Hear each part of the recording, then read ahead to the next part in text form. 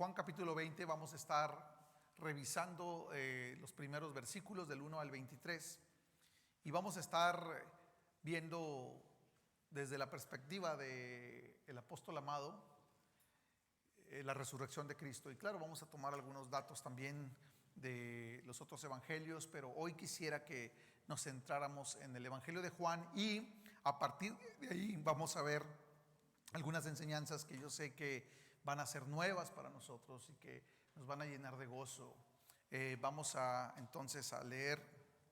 Acompáñenme a orar al iniciar y luego leemos juntos. Padre, pido, Señor, la asistencia de tu Espíritu. Señor, hazme débil para que tu poder se perfeccione, Señor. Yo te pido que pongas de tu unción, Señor, en nuestros oídos para recibir tu palabra y que abras las puertas, Señor, que forces, Dios, las puertas de nuestro corazón. Entra, penetra, Señor. Hazte presente en nuestras vidas, Señor, en tu palabra.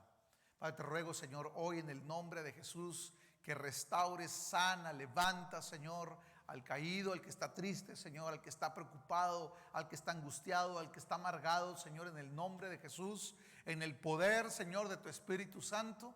Padre, con el poder de tu palabra, Señor, yo te ruego, Dios, que des vida, Señor.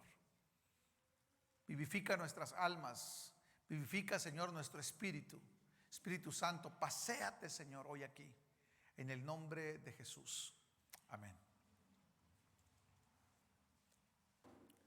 El primer día de la semana, María Magdalena fue temprano al sepulcro, cuando todavía estaba oscuro, y vio que la piedra ya había sido quitada del sepulcro. Entonces corrió y fue a donde estaban Simón Pedro y el otro discípulo a quien Jesús amaba, y les dijo: se han llevado al Señor del sepulcro y no sabemos dónde lo han puesto. Salieron pues Pedro y otro discípulo y fueron hacia el sepulcro. Los dos corrían juntos, pero el otro discípulo corrió más aprisa que Pedro y llegó primero al sepulcro, e inclinándose para mirar adentro, vio las envolturas de lino puestas ahí, pero no entró. Entonces llegó también Simón Pedro tras él. Entró al sepulcro y vio las envolturas de lino puestas ahí, y el sudario que había estado sobre la cabeza de Jesús, no puesto con las envolturas de lino, sino enrollado en un lugar aparte. También entró el otro discípulo, el que había llegado primero al sepulcro, y vio y creyó, porque todavía no habían entendido la escritura de que Jesús debía resucitar de entre los muertos.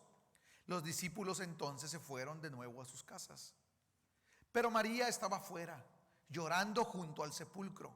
Y mientras lloraba, se inclinó y miró dentro del sepulcro y vio dos ángeles vestidos de blanco, sentados donde había estado el cuerpo de Jesús, uno a la cabecera y el otro a los pies.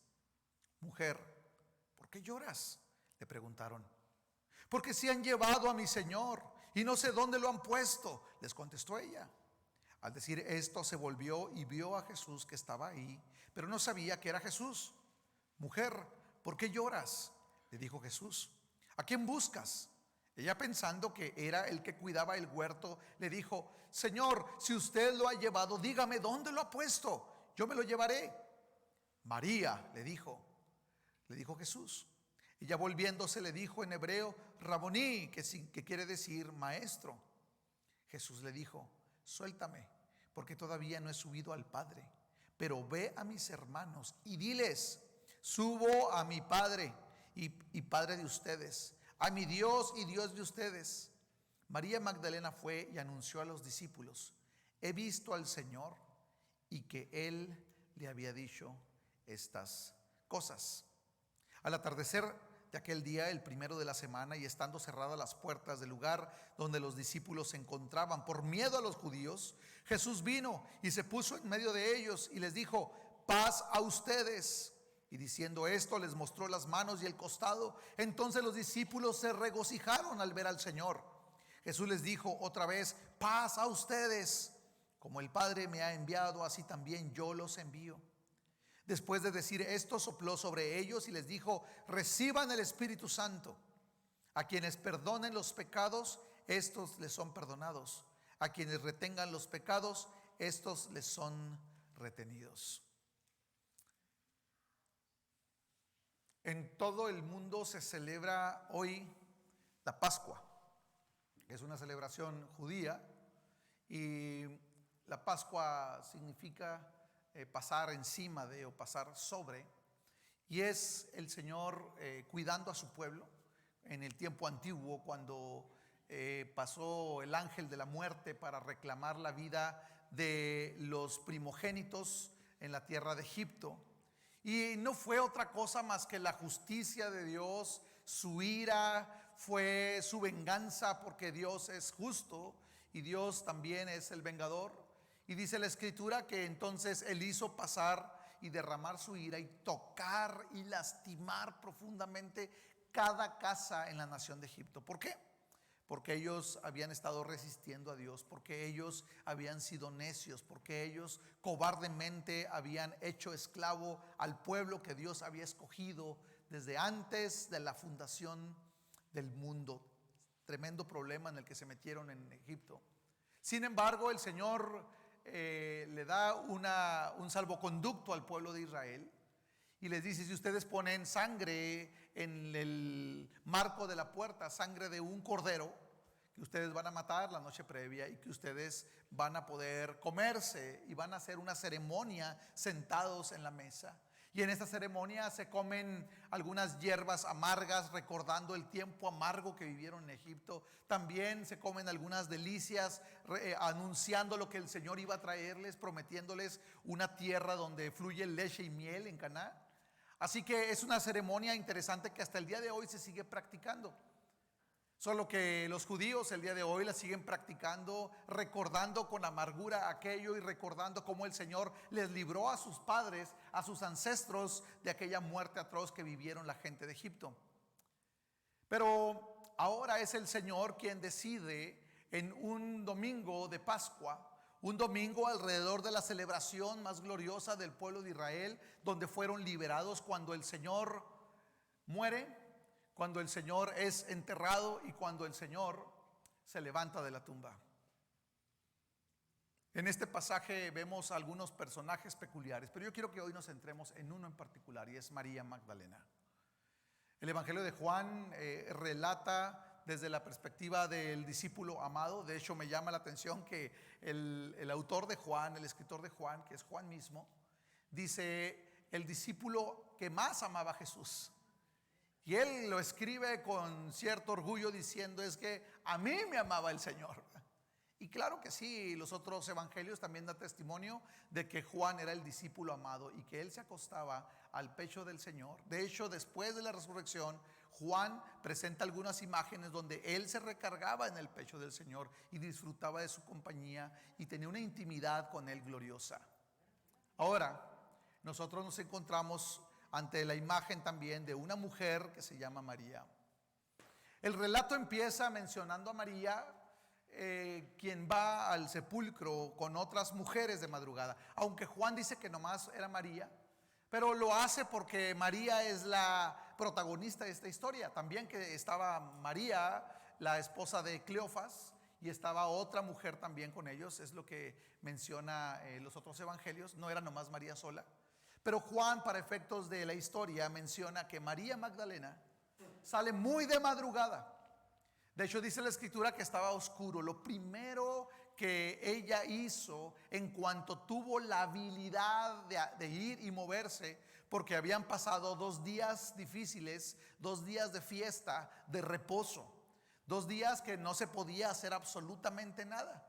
Por eso es que a Jesús lo enterraron apresuradamente. A Jesús no hubo manera de poder preparar el cuerpo como debiera. Jesús tuvo un entierro insignificante y tuvo un entierro rápido y veloz antes de que la ley cayera y el peso de la ley cayera sobre todos los demás. Sin saber que el Dios que había hecho y dictado la ley, sin saber que Jesús, el que había dicho que era el Señor del sábado, el dueño de la ley, el que había dictado la ley, estaba siendo enterrado en ese sepulcro. Jesús entonces pasa un sepelio veloz, express, rápido. Ahora que pasamos esta época difícil de COVID, muchos tuvieron pérdidas de familiares, algunos perdimos amigos también. Y en estas pérdidas no hubo forma de poder ir y atender un funeral, no hubo forma de poder ir y hacer duelo, ir a llorar por estas personas, no hubo forma de poder traerle consuelo a las familias y estar a lo mejor juntos y abrazarlos por razón de un virus. Yo creo que en aquella época, por razón de la ley, porque ya iban a ser las 6 de la tarde, porque ya estaban pasando cosas raras, el cielo se puso negro, la tierra tembló, la situación estaba difícil, dijeron bájenlo rápido y vamos a enterrarlo rápido, y fue un entierro express.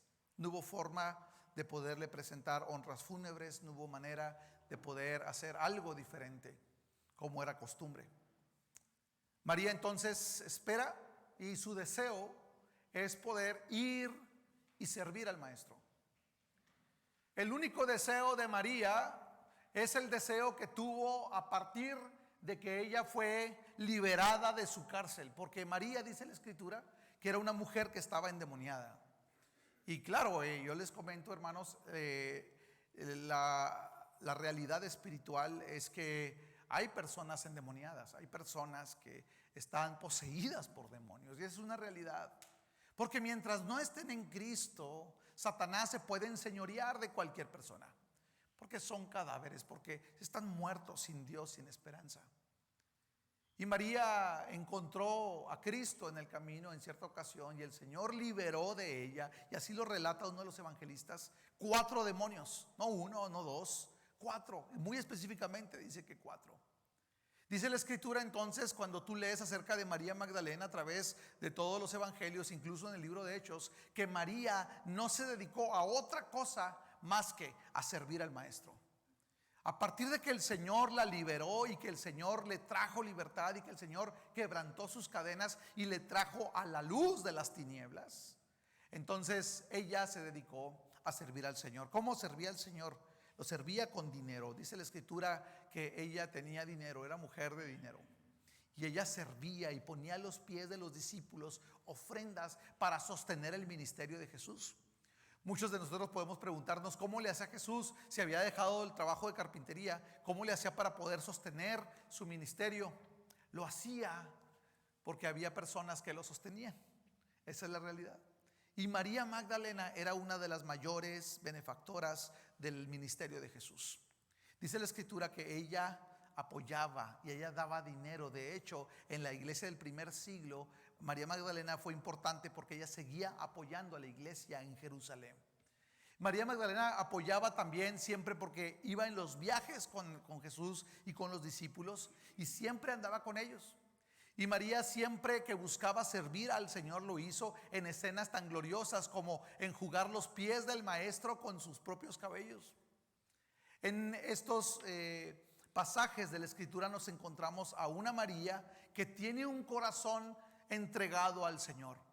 De hecho, María se llama a sí misma esclava de Cristo, porque en el relato que acabamos de leer, por ahí cuando los ángeles le preguntan: ¿por qué lloras?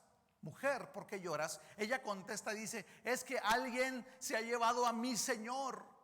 La palabra Señor que usa en el griego en este pasaje es kurios, que significa amo. Alguien se llevó a mi amo. Es como si fuera una esclava que está buscando servir aún más allá de la muerte a su propio amo.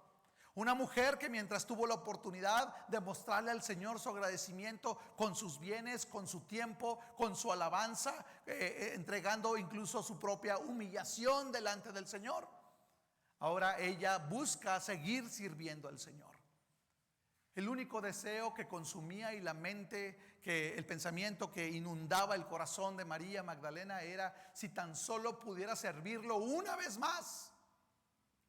María tuvo el privilegio de ser una de las que estaba al pie de la cruz en aquel día, aquel terrible día de la crucifixión. Ella estuvo junto con la madre de Jesús consolándole, y estaba también Juan, el discípulo amado. 3 únicamente al pie de la cruz viendo al Señor. María con un corazón noble, con un corazón amoroso, con un corazón no temeroso. mientras Pedro huía y se escondía, mientras los demás discípulos se dispersaban, porque el rey, el maestro, estaba colgando en una cruz, teniendo una de las peores muertes que relata la historia. Ahí estaba María Magdalena, buscando servir al maestro. Al final, después de que todo acaba, entierran a Jesús. El deseo de ella es ir y comprar cosas para poder ir y embalsamar el cuerpo de Jesús y darle una muerte digna. María, aunque ya no había esperanza, ella, como un pequeño niño fiel cuyo padre fallece y pregunta: ¿ya va a venir papi? Mientras la mamá llora y los hermanos lloran la muerte del padre, y mientras está la familia y están todos vestidos de negro, el niño no entiende y en su inocencia pregunta: ¿viene papi? ¿Dónde está mi papá? Quiero ver a mi papá. Y tal vez puede estar la caja tendida y el papá ahí adentro, y llevan a darle el último adiós y acercan al niño, y el niño llega y: papi, despiértate, en su inocencia.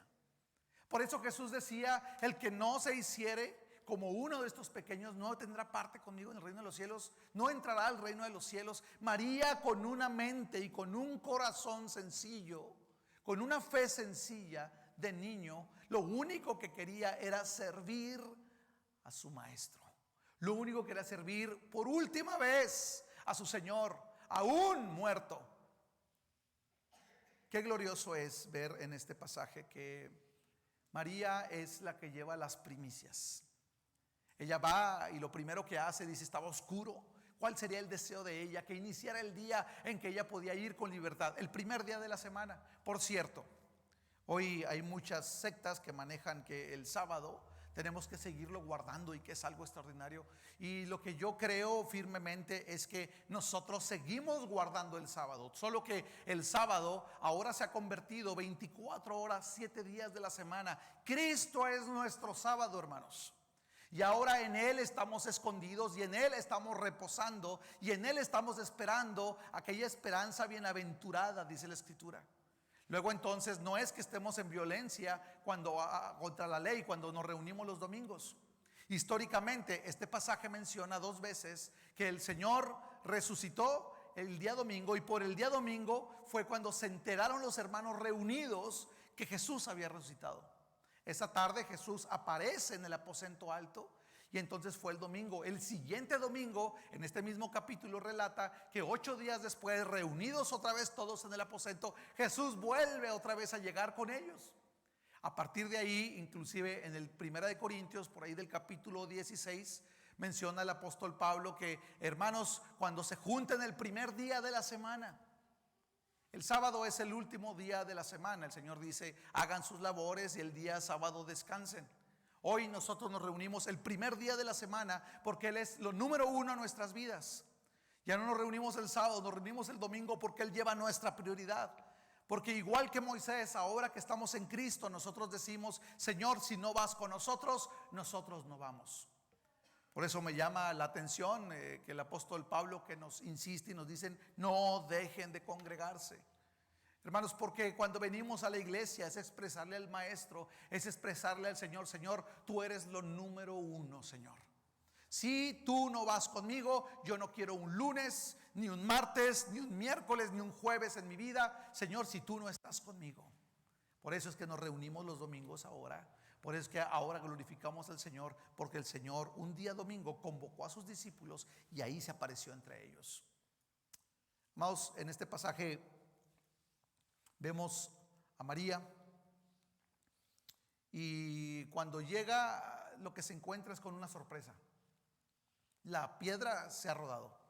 La piedra está movida de su lugar. No estaba quitada totalmente, no estaba arrojada a otro lado, estaba movida. Y la piedra esta debía ser pesada para poder sellar una cripta y evitar que salgan olores y evitar que salgan enfermedades. Sin embargo, está movida la piedra. Cuando llega María, no se asoma, lo único que ve es la piedra quitada, sale corriendo y le da el reporte a los discípulos. Los discípulos no creen en la palabra de María, porque María era mujer, y según la costumbre de aquella época y la cultura, las mujeres pues no tenían mucha credibilidad. Así que Juan y Pedro salieron corriendo para verificar ellos mismos lo que había dicho María. Me llama la atención que también Juan dice que era más veloz que Pedro. Claro, era más joven, tal vez practicaba algún deporte o trotaba o corría en las mañanas. Yo no sé qué era Juan, pero dice la Biblia que salió corriendo. Juan no deja de decir: yo era el discípulo amado y yo era más veloz que Pedro. Y llega antes. Pero aunque llega antes, él llega y ve la piedra quitada y queda en shock Juan. Y Juan se queda afuera. Dice la escritura que solamente se inclinó para ver adentro. Y cuando se inclinó, dice que alcanzó a ver ahí unos trapos. Y entonces él queda en shock, no se atreve a entrar. Porque aparte la ley decía en el Antiguo Testamento que si tú te metías y tocabas a un muerto, te convertías en inmundo. Ahora yo quiero que pensemos en esto. María Magdalena llevaba ungüentos para poder cubrir el cuerpo de Jesús. Había personas que se dedicaban a eso y eran los únicos que ellos podían hacer esto. Y estas personas tenían que cumplir con ciertos protocolos que la ley decía para que ellos no pudieran incluirse en el pueblo cuando tocaban un muerto. En este caso, María estaba dispuesta a ella misma exponerse a la ignominia.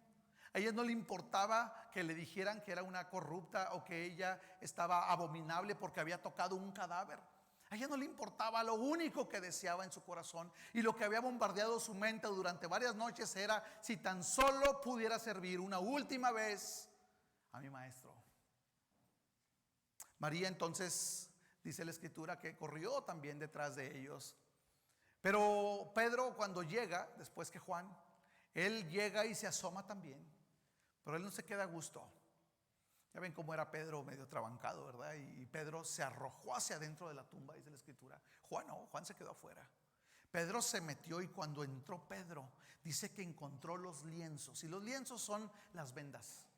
Ustedes recordarán el caso de Lázaro. Lázaro resucitó y cuando está afuera caminando es como una momia en Egipto. Y va caminando y Jesús le dice: quítenle las vendas y déjenlo que se vaya a su casa. El hombre apenas se podía mover porque era la forma como lo embalsamaban. Y entonces cuando llegan encuentran las vendas con la forma de Jesús. Están ahí envueltas. Es como si se hubiera vaporizado el cuerpo y las vendas quedaron totalmente vacías. Algo que también nos debe asombrar es que dice la escritura que el sudario, que era lo que se ponía alrededor de la cabeza, que era de una sola pieza y se enredaba, dice que estaba enrollado aparte. ¿Qué significa? Que en un abrir y cerrar de ojos el cuerpo se esfumó, como si fuera la historia del hombre invisible, ¿verdad? Se retiró de ahí, se fue, y en ese momento quedaron las piezas tal y como habían quedado alrededor de su cuerpo, solo que sin el cuerpo. Cuando leemos el detalle vemos que está una plancha de piedra y está ahí los lienzos y está el sudario, y llega y Juan describe con precisión: encontramos vacío, estaba todo en su lugar bien acomodadito, pero el maestro no estaba. Si tú y yo fuéramos investigadores y fuéramos del CSI, ¿verdad? O fuéramos de FBI o fuéramos de la Agencia Estatal de Investigaciones, señor oficial, ¿verdad? Aquí tenemos un ministerio público estatal. Déjenme les digo que imagínense ustedes llegar a la escena. A ver, rápido, vamos a poner un cordón. Y entramos ahí y nos encontramos con: ¿qué pasó? Vamos a buscar las evidencias. Lo que nos encontramos es que la piedra está quitada. Tuvieron que haber sido varios hombres. 2, había una guardia. Uno de los evangelios declara que cuando de repente en la noche hubo un estruendo y un temblor tremendo, los soldados cayeron como muertos y la piedra se movió. Ellos estaban desmayados. Cuando despertaron ya les habían ganado. Ya no estaba ahí el cuerpo, la piedra estaba abierta y ellos estaban dormidos. Llenos de pánico corrieron con el sacerdote y el sacerdote les dijo: hey, por favor, a partir de hoy digan que los discípulos se robaron el cuerpo cuando ustedes estaban dormidos, y les pagaron. Fíjense, los sobornaron. Dice que a partir de ese entonces le empezaron ese rumor, esas fake news, ¿verdad? Como conocemos hoy. Y entonces en Facebook, en Instagram, en todos lados salió que los discípulos habían robado el cuerpo de Jesús. Hicieron un montaje ahí, yo creo que, no sé si fue Televisa o que iban ahí a grabar cómo había estado la escena y el asunto. Hizo un montaje, ¿no? y hicieron un chisme, una mentira. Hermanos, pero Pedro y Juan, que eran los más cercanos a Jesús, estaban asombrados, estaban, como decimos en nuestra cultura, sacados de onda. ¿Dónde está el cuerpo? Pero si seguimos en la escena, nos encontramos con que si tú te llevas un cuerpo, tristemente en nuestra cultura mexicana, de estos últimos 30 años de narcos, de balazos, de carteles y de historias locas, ¿verdad?, de violencia en nuestra cultura, no nomás en México, todo Centro y Sudamérica, nos encontramos que aquí han robado cadáveres y ha habido personas que han sido abatidas y las lleva el ejército o las lleva la policía, y de repente llega un comando y empieza a balacear y se agarran a balazos. Finalmente logran rescatar el cuerpo, pero hay violencia y pelean el cadáver de uno de los jefes del cartel o de una persona importante por ahí y se roban el cadáver. ¿Para qué? Pues yo creo que para llorarlo, yo no sé para qué se lo roban, pero el punto es que hay violencia y hay más muertos para poder rescatar a un muerto. Yo creo que los discípulos no pudieron haber llegado y haber dormido a los soldados. No creo que los discípulos hayan podido poner un gas especial o darle un frutzi envenenado para que ellos tomaran y quedaran dormidos, ¿verdad? Yo creo que no pasó eso. Los discípulos tenían miedo, lo último que querían es que los asociaran con Cristo. ¿Se acuerdan? Pedro negando a Jesús. Pero ahora están ahí y dicen, ¿qué pasó? ¿Dónde está el maestro? ¿Dónde está el cuerpo? Dice la escritura que ellos se regresaron a su casa. Oh, pero María con ese corazón tierno, noble, con el corazón de alguien a quien se le ha perdonado mucho. Porque dice la escritura que al que más se le perdona, más ama. Esta mujer regresó otra vez al sepulcro. Ya había visto la piedra movida. Ya había visto que no estaba ahí. María regresó una vez más. Pero esta ocasión María regresa más destrozada, más lastimada, más descorazonada. Tal vez todavía con su bolsita ahí de la parisina o no sé de donde traía los menjurjes para poder, los ungüentos para el cuerpo del maestro. Y ahí va y llega con su bolsita y va cargándola. Desde la madrugada la llevaba y todavía regresa con la esperanza, ojalá y encuentre el cuerpo del maestro. Se ha perdido un cadáver. Porque su pensamiento es uno solo. Si tan solamente pudiera servir una vez más a mi maestro, una vez más a mi maestro. Y cuando llega y dice la escritura que la piedra estaba igual. Y llega María, tal vez ya no era de madrugada y eran como las 9, 10 de la mañana. Y María, cuando está ahí, dice la escritura que ella está llorando desconsolada. Acompáñame a este pasaje en el versículo 11. Pero María estaba fuera llorando junto al sepulcro. Y mientras lloraba, se inclinó y miró dentro del sepulcro.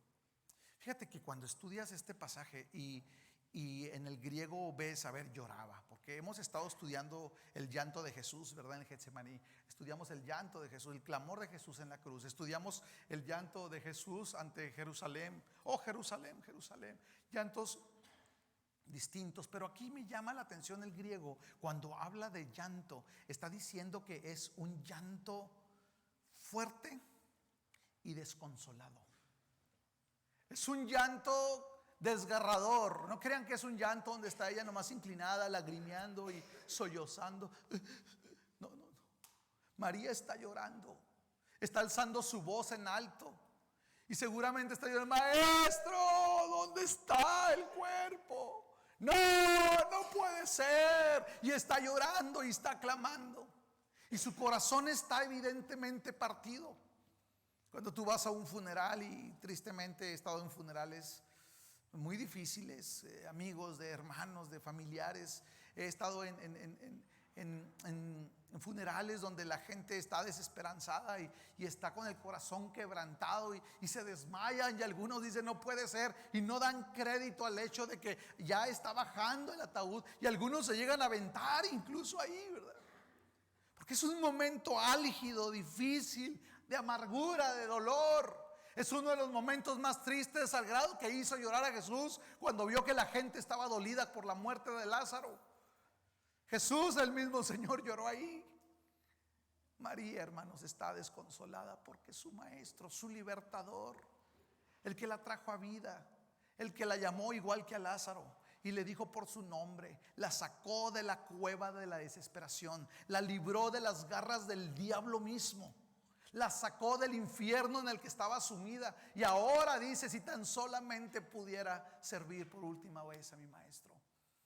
Ahí está María desconsolada, está hecha garras, está gritando. Estamos en un momento en el cementerio en donde está una mujer ante una tumba usurpada, llorando por su amado ser querido. Miró adentro del sepulcro, dice la escritura, y había dos ángeles vestidos de blanco, uno a la cabecera y otro a sus pies.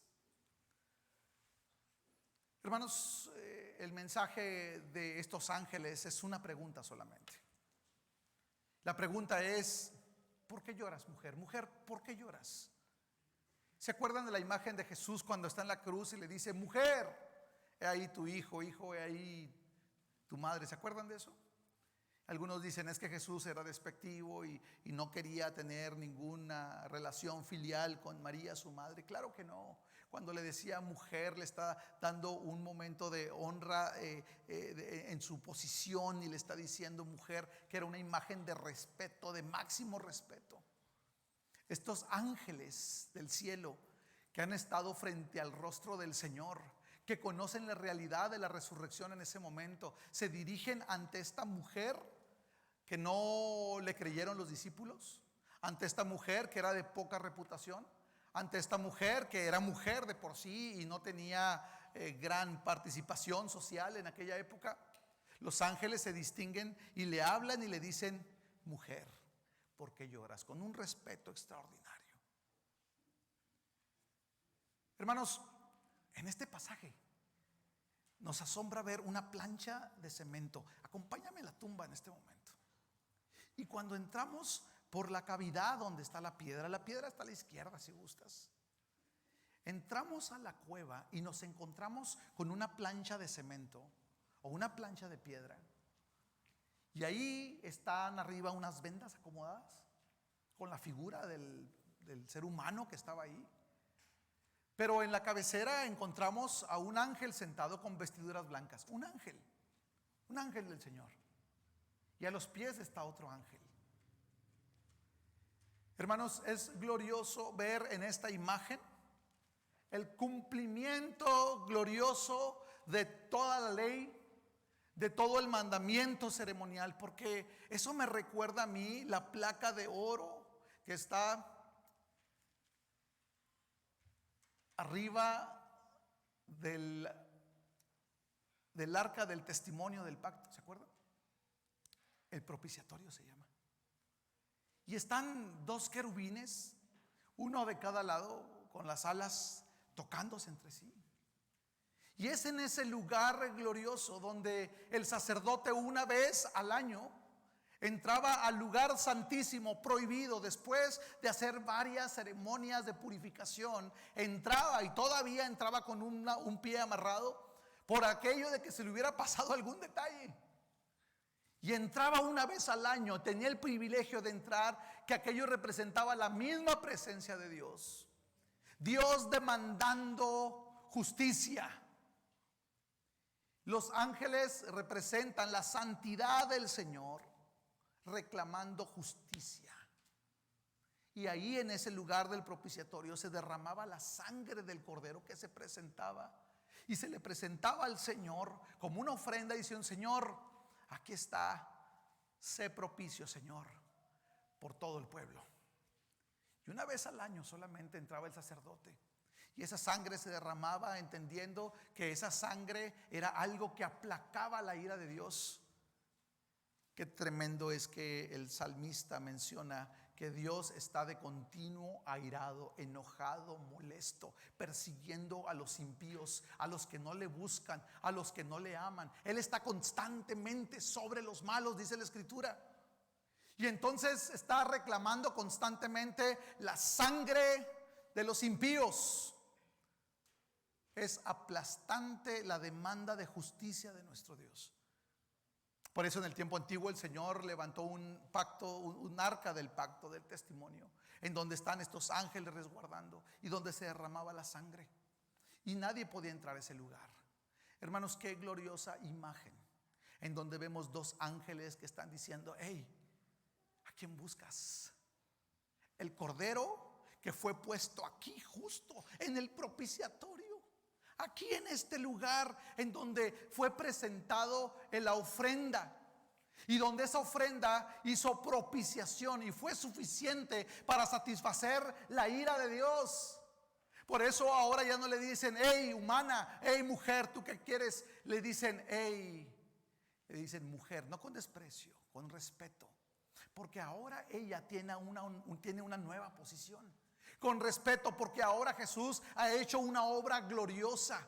El hecho de que María pudiera asomarse y ver a estos dos personajes, uno en la cabecera y uno en los pies, dice: consumado es, está listo, se acabó el problema, se resolvió.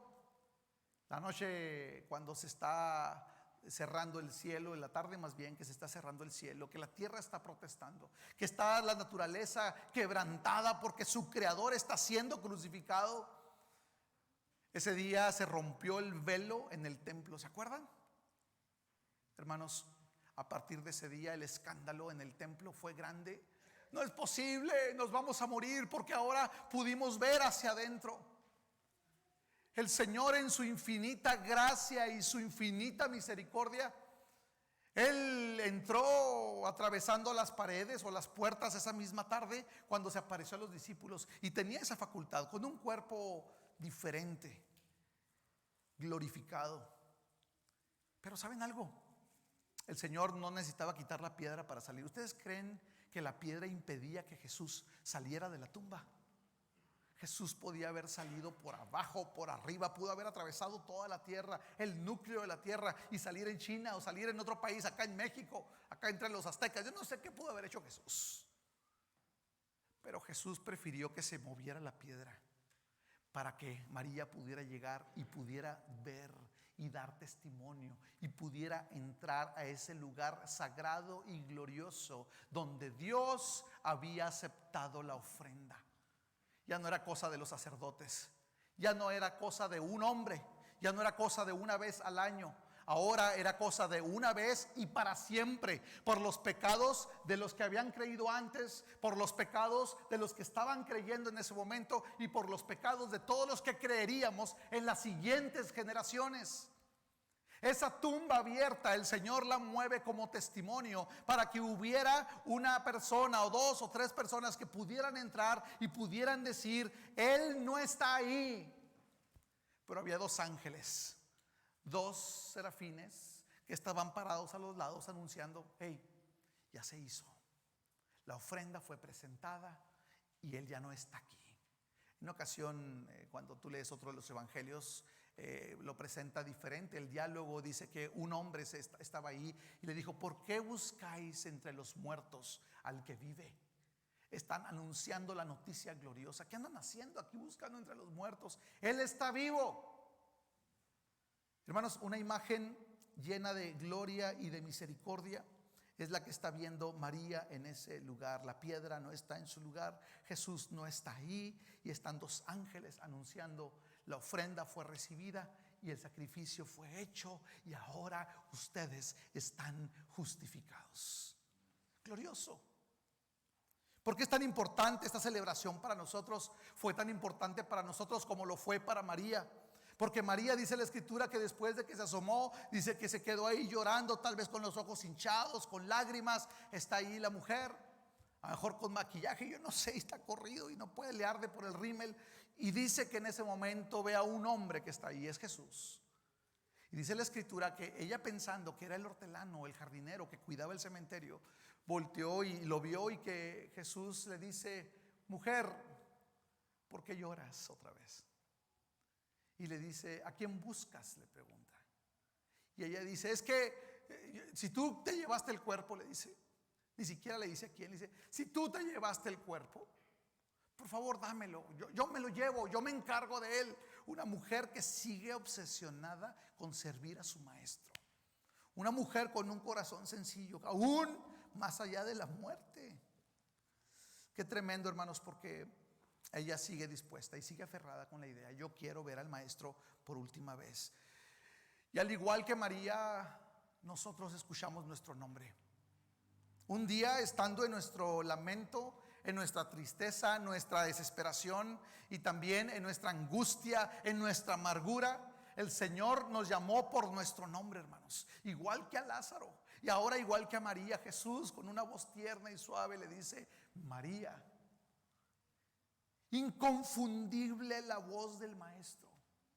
Dice la escritura que en ese momento María se aferró al maestro, porque le dice Jesús: suéltame, suéltame, María.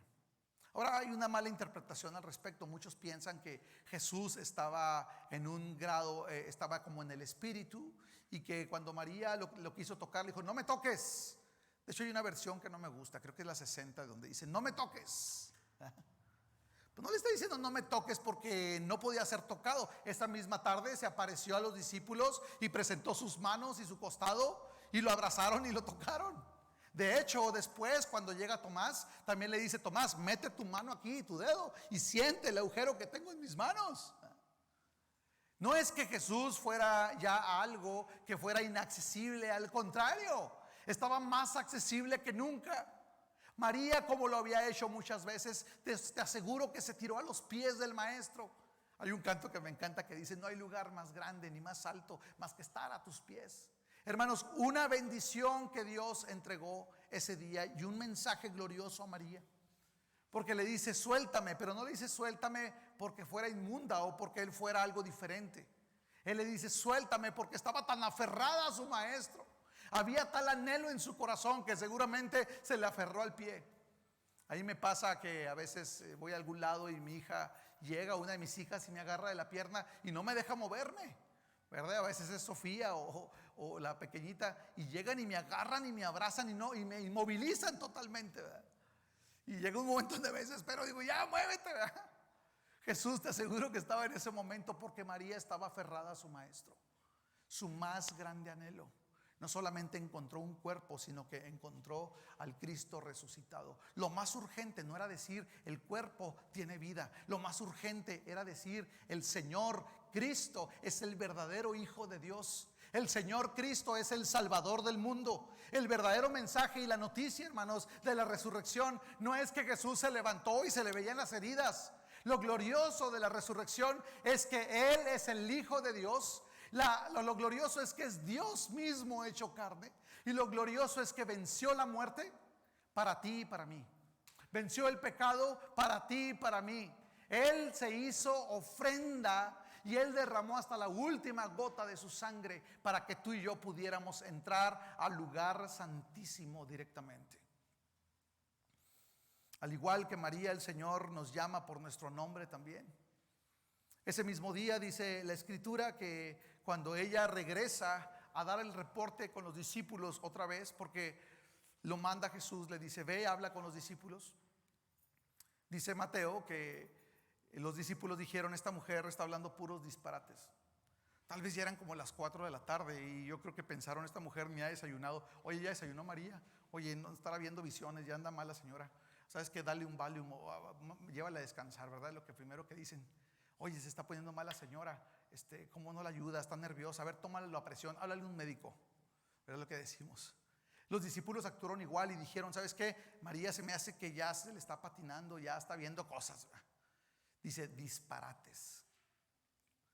Hermanos, Jesús encomienda a María y le dice: ¿sabes qué? Suéltame, María, ya, párate. Lo que más urge, María, es que vayas y hables con mis hermanos. ¿Notaron eso? En este pasaje Jesús le dice a María: ve y dile a mis hermanos. Hace unos días estaba sentado en un café y estaba mi esposa y mis hijas, y llegó una mesera. Yo estaba platicando con mi esposa y mis padres creo que también estaban, y entonces yo le dije: es que sí, ustedes eran unos hermanos de la religión, le digo. Y la mesera estaba aquí enseguida recogiendo unas cosas. Le dije: sí, unos hermanos de la religión, esos protestantes, le dije. Y estábamos platicando, ¿verdad? Entonces la señora me volteó a ver así como que: híjole. Y luego volteé y le digo, ¿y usted es hermana? ¿Usted es cristiana? Y luego pues la dice, no, para nada. Dijo, pensó que había dicho, este es un ateo terrible, ¿no? Digo, ¿usted es hermana? ¿Usted es de los de la religión? Y luego voltea a la mesera y me dice, no, yo soy católica, yo no soy. Y le dije, ¿y por qué no es hermana? ¿Sabe por qué les dicen hermanos? Me dice, no. Digo, porque Jesús nos llama hermanos. En este pasaje, hermanos, es tan glorioso que María lleva las primicias. La primicia de que todo lo que Cristo hizo en la cruz, lo que Cristo hizo enterrado, lo que Cristo hizo al levantarse, es que ahora tenemos acceso al Padre. Dijo, ahora ve con mis hermanos. Ya no les dijo, ve con los discípulos, ve con los apóstoles, ve con los muchachos. No les dijo, ve con mis hermanos, ve con la familia, ve y acércate y dale la noticia. Pero ¿de qué hermanos estaba hablando? Del hermanito ese que salió corriendo y huyó, y cuando le preguntaron maldijo a Jesús. ¿De ese hermano hablaba? ¿De cuáles hermanos? ¿De uno que no iba a creer, un tal Tomás? ¿De cuáles hermanos hablaba? ¿De aquellos que salieron huyendo y que ninguno estuvo al pie de la cruz más que Juan y unas mujeres ahí? ¿De cuáles hermanos hablaba?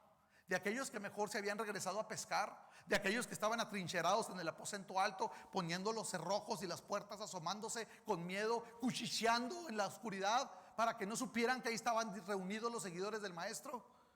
De esos hermanos cobardes hablaba Jesús. Por la misericordia, hermanos, por el amor de Dios, sí, de ellos hablaba. De cobardes como yo, de hombres corruptos como yo, de hombres insensatos como yo, de hombres malagradecidos como yo, de hombres que fallaron en su fe como tú y como yo, de hombres débiles. A ellos los manda María y le dice, ve y dile a mis hermanos. Le digo a la mesera, si usted no es hermana, usted no conoce a Dios. No, yo sí conozco a Dios, yo lo amo. Usted no ama a nadie, le digo. Usted no tiene idea de lo que es ser hermana. El día que usted sea hermana de Cristo, usted va a ser mi hermana. Ah, usted es hermano, claro que soy hermano. ¿Qué hay de otros o qué? Que nomás hay hermanos. Y somos los que conocemos a Dios por su obra, por sus méritos. Hermanos, es que somos hermanos de Cristo y Él nos llama hermanos. A una mujer terrible que había estado endemoniada, que no tenía crédito, que decían está loca, dice disparates. A esa mujer Dios le dijo, ve, ándale hermana, ve y dile a mis hermanos. Y es que me recuerda la imagen de José cuando se descubre delante de sus hermanos siendo el rey de Egipto, cuando estaban en tremenda necesidad y había hambre, y si no hacían algo, en una tregua con Egipto, entonces moriría la nación de los hebreos, la casa de Abraham. Y entonces llega José y se para frente a sus hermanos, y todos trayéndole ofrendas y todos humillados delante de él, les dice, hermanos míos. Qué gloriosa imagen, hermanos. ¿De qué hermanos hablaba? De Rubén. ¿De cuáles hablaba? De los terribles que lo habían vendido como esclavo, que lo habían maltratado, que habían engañado a su padre, que le habían partido el corazón diciéndole, tu hijo se murió, su hijo favorito. Oh, pero ese hijo glorioso se levanta y le dice, hermanos, y los abraza y llora con ellos. Y entonces ellos le piden perdón y están avergonzados, y él dice, no se preocupen, todo fue para bien. El maestro les llama hermanos a esa bola de hombres difíciles, hombres cobardes, hombres que tienen defectos, hombres imperfectos como tú y como yo, esta mujer imperfecta como muchos de ustedes o todas ustedes. Amados hermanos, qué glorioso mensaje lleva María. Ve con mis hermanos. Pero no solamente eso, ve y diles que voy a ir a mi Padre. Que es Padre de ustedes a partir de ahora. Ya es Padre de ustedes también. Sí, voy a mi Dios, que también es Dios de ustedes. Lo que está diciendo, díganle que voy a ver a mi papá. Díganle que voy a ir a ver a nuestro papá. Es la primera vez que Jesús está hablándole a los discípulos y les llama hermanos y les llama familia y les dice nuestro papá compartido por la obra de Cristo. Es que ahora, dice la Escritura, y por el poder del Espíritu Santo, nosotros podemos decir Abba Padre, podemos decir Padre Santo, papá, y podemos dirigirnos a Él por la familiaridad que se rompió ahí en ese velo, y podemos entrar al lugar santísimo. Podemos entrar, como dice el apóstol Pablo, vengamos pues confiadamente, acerquémonos al trono de la gracia por la obra de Cristo, porque Jesús resucitó, hermanos. Tú y yo somos hermanos el día de hoy, porque Jesús resucitó. Un día estaremos sentados en la mesa en la casa del Padre, porque Jesús resucitó. Ahora nuestro hermano mayor Jesús está preparando un lugar para ti, para mí, en la casa de nuestro Padre. Porque Jesús resucitó, ahora tenemos unidad entre nosotros y somos familia. Porque Jesús resucitó, ahora nosotros participamos de la familia de Dios y esperamos en la esperanza bienaventurada de un día estar en la presencia con nuestro Señor. Porque Jesús resucitó, mis pecados han sido borrados. Porque Jesús resucitó, he sido justificado.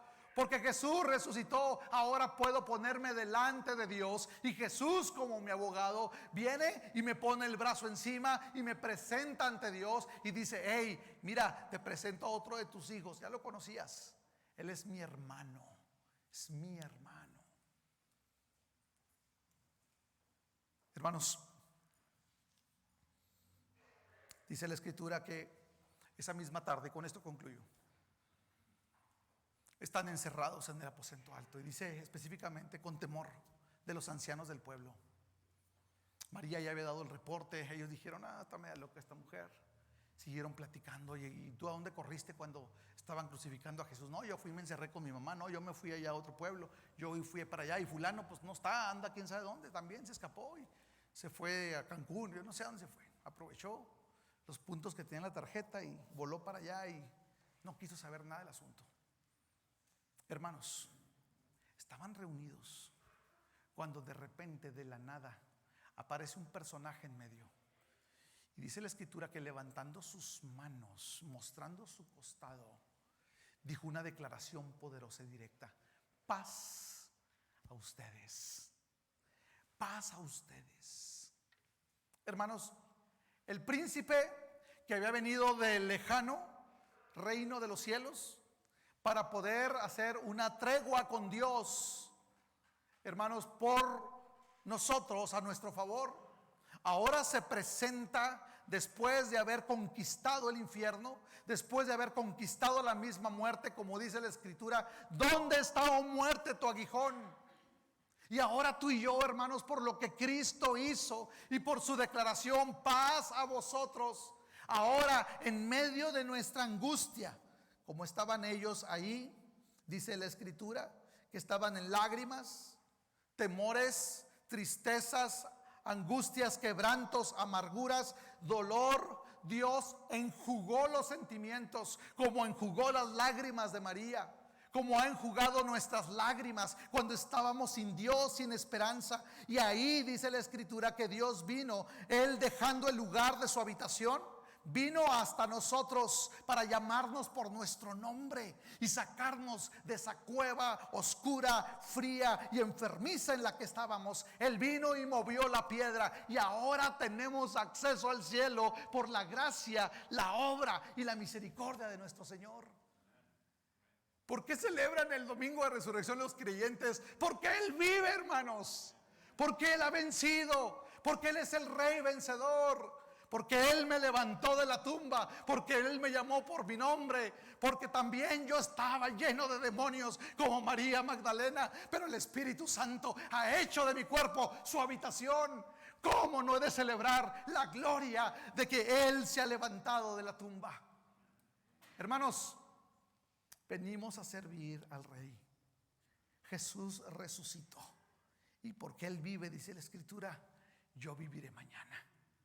Ya no le tememos a la muerte. Ahora decimos: ¿dónde está, oh muerte, tu aguijón? Ahora podemos nosotros recibir la gloria bienaventurada en los últimos días de nuestra vida o en el día de nuestra muerte. Podemos confrontarle, decir: tú no eres nada ni nadie, porque yo voy directamente a la casa de mi Padre, porque Cristo se levantó de la tumba. Ahora nosotros, hermanos, no tememos a la muerte. Ahora no tememos a morir. No hay temor, dice la Escritura, sino que ahora hay un anhelo, igual que María: Señor, queremos servirte. Y si tú no tienes el corazón de María en esta mañana, el llamado es para ti, para mí. Te levantas todas las mañanas pensando: Señor, te quiero servir. Hay un anhelo en ti desbordante por servir al Señor y decir: Señor, si este fuera mi último día de mi vida, Señor, dame la oportunidad de servirte, Señor. Quiero servirte, Señor. Quiero servirte. O vives para servirte a ti mismo, con tus lujos, con tus cosas, tus compras, tus metas, tus sueños, ¿verdad? En muchas iglesias hoy se está hablando de: alcanza tus sueños, Cristo resucitó para que tú alcanzaras tus sueños y conquistaras. No es cierto, patrañas, no escuchen a esos, porque eso no dice la Biblia. Cristo resucitó para que al final, lo que Dios había visto desde antes de la eternidad, una multitud, como dice Apocalipsis, de pequeños y grandes, que eran incontables como la arena del mar, todos clamaban al Señor y todos adoraban al Cordero que está vivo, hermanos, y con sus ropas ensangrentadas y con sus manos horadadas. Ahí va a estar Él también. Y cuando estemos ahí, dice la Escritura, tendremos un nombre nuevo en la gloria. Y cuando estemos ahí, nos va a hablar por nuestro nombre, hermanos, y vamos a sentir esas caricias constantes que sentimos por el poder del Espíritu Santo en nuestra vida, pero directamente porque el Señor nos va a llamar por nuestro nombre. Amados hermanos, Cristo resucitó. Si Cristo está vivo, tu alma ya prosperó. Vives en la máxima prosperidad y glorifica al Señor. Si Él te habló por tu nombre, si tú ahora pudiste ver la tumba vacía, y si ahora en tu corazón hay un anhelo por servirlo todos los días y todo el día, y tu único deseo es un día poder estar a sus pies como María, tu alma ha prosperado. Es la mayor prosperidad que puedas tener, con dinero, sin dinero, a pesar del dinero, con pobreza, sin pobreza, o a pesar de la pobreza, como sea, con enfermedad o en salud, con un buen matrimonio o sin matrimonio, con familia, sin familia, con padres, sin padres. Tú estás prosperado en el Señor, si ahora estás en Él. Hermanos, inclina tu rostro en esta hora. Vamos a orar. Algunos podemos estar encerrados con temor en el aposento alto, sí, con los hermanos, pero a veces falla nuestra fe. A veces dudamos: ¿por qué estoy pasando esto? ¿Por qué está pasando esto otro? ¿Por qué me llega esta prueba? ¿Por qué esta lucha? ¿Por qué la enfermedad? ¿Por qué pasa esto, Señor? ¿Por qué? Si me congrego, si estoy ahí en el aposento y estoy encerrado, tengo temor, ¿qué está pasando? Jesús, hermanos, llega hoy a este lugar y se para en medio de nosotros y nos dice desde las Escrituras, desde el cielo: paz a ustedes. Esa paz que trasciende todo entendimiento. Señor, danos el corazón de María Magdalena, Señor. Sencillo, amoroso por ti, deseoso de servirte, Señor. Y a veces con el corazón quebrantado, a veces con dificultades, a veces con oposición, Señor, pero con un corazón desbordado por ti, Señor. Danos una fe sencilla, Señor. Qué hermoso haber visto esos dos ángeles, Señor, diciendo: ¿qué buscas aquí? Ya se hizo el sacrificio. Ve a disfrutar de la nueva familiaridad con Cristo.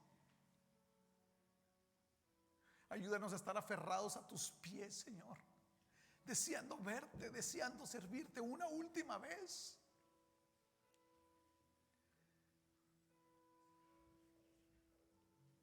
Señor, Si entre nosotros hay personas que están dudando, Señor, personas que están batallando, Señor, con la fe, en el nombre de Jesús, Señor, habla a sus corazones hoy, Señor. Acaricia, Señor, sus almas y diles: paz a vosotros. Hermano y hermana, tal vez estás enfermo o en pérdida, o estás viviendo una dificultad, o estás pasando por un momento, un valle de oscuridad. Yo te digo, aquí está el Maestro y te dice: paz a vosotros. Tu alma ha sido prosperada. Él es nuestro hermano mayor. Toma su mano, besa sus pies, sírvelo. Señor, gracias porque te levantaste de la tumba. Qué tremenda bendición nos has dado, Señor.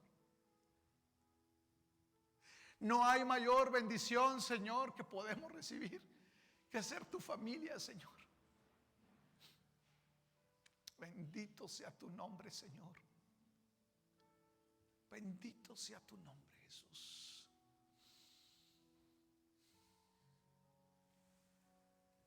Padre, te ruego, Señor, que la gracia, la gloria, Señor, de la imagen de tu evangelio, Señor, del asombro de la cruz de nuestro Señor Jesucristo sea sobre nosotros, Señor. Que el amor de Dios que se manifestó de lo alto, Señor, dejando su habitación para venir y bendecirnos y hacerse nuestra familia, Señor, esté con todos y cada uno aquí, Señor. Que la presencia, el soplo de tu Espíritu, Señor, como Jesús a los discípulos, Señor, sea con nosotros hoy, Padre. En el nombre de Jesús.